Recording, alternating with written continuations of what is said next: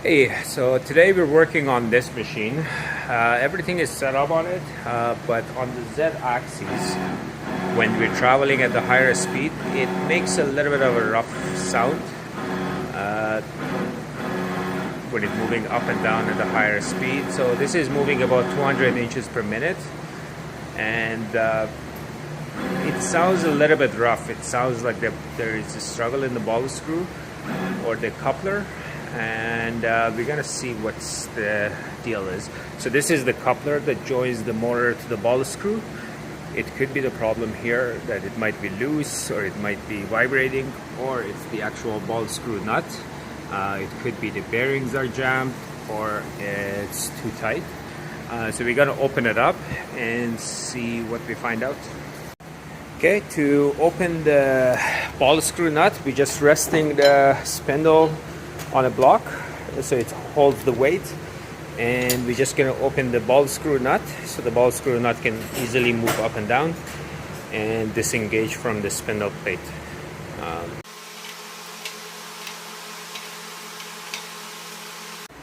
Okay, so we loosened all the bearing blocks.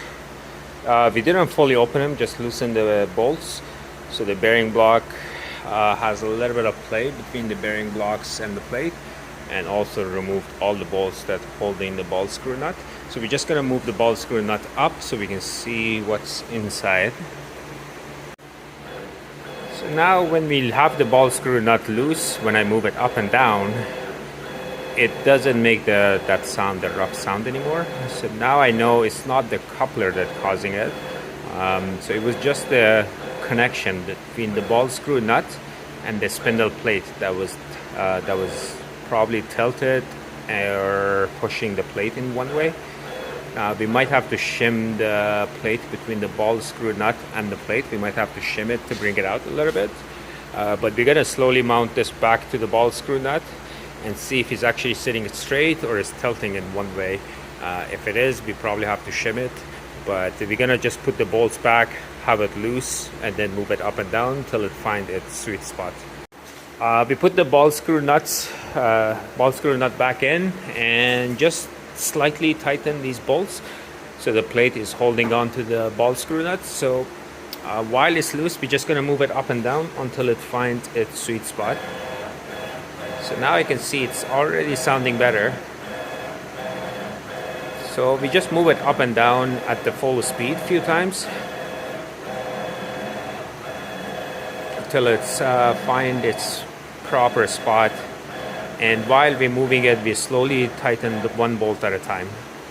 So here we're just tightening one of the bolts. Okay. So we tighten one of the bolts. So we did the second bolt.